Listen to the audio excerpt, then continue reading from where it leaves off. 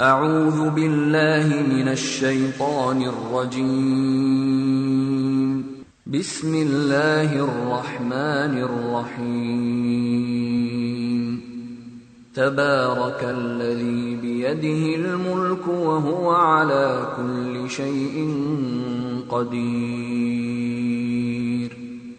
الذي خلق الموت والحياة ليبلوكم أيكم أحسن عملا وهو العزيز الغفور.